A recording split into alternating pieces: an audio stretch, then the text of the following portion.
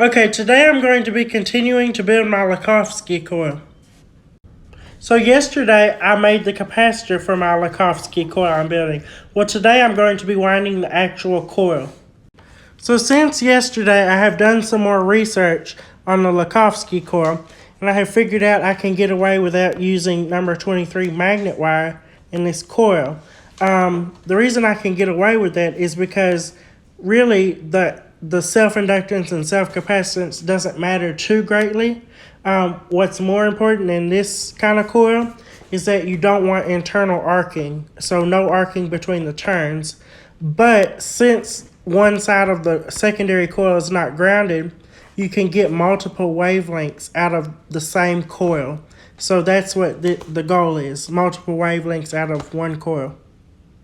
So in this text right here, you can see where the author says, I tried using 28 gauge formvar wire, heavily insulated, 70 turns each on the secondaries to shorten the coil and get a tighter coupling, primary to secondary. But the coil was too short and flashed over from end to end. Now we'll begin winding the secondary. I'm going to be using 26 gauge magnet wire.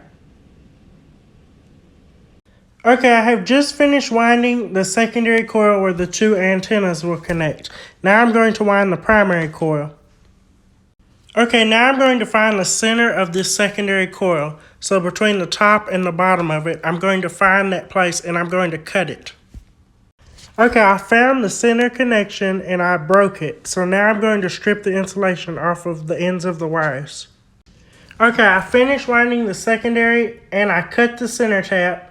And each side, one side goes there and one side goes there. And there's the primary right there.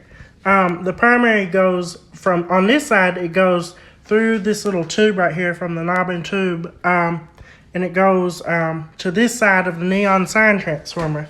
This is a spark gap right here. These two coat hangers. And then right here is where this capacitor connects up here. And then the other plate of the capacitor goes through that wire and to the other side of the primary. So these are where your antenna would connect, on those two terminals right there. So an antenna, like a little load right on this side and a little load on this side, like a coil of copper. So this is my Jacob's ladder I built the other day with China. But anyway, I've incorporated it into this build because actually it'll work for that. There's a spark gap right there. Okay, so as you know, in the Jacob's ladder video, the spark was orange and it was very weak. But since we've added a capacitor to this, it should be bright blue and it should have a lot more energy. Okay, now I'm going to plug it in. Okay, here we go.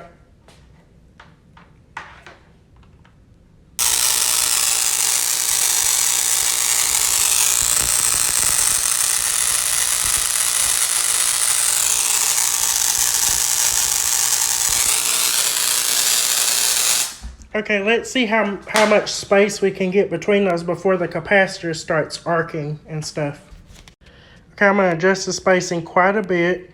This will probably make the capacitors pop. But that's what I'm trying to do. I'm trying to see how well I built those capacitors. This will probably make it spark all in those bottles.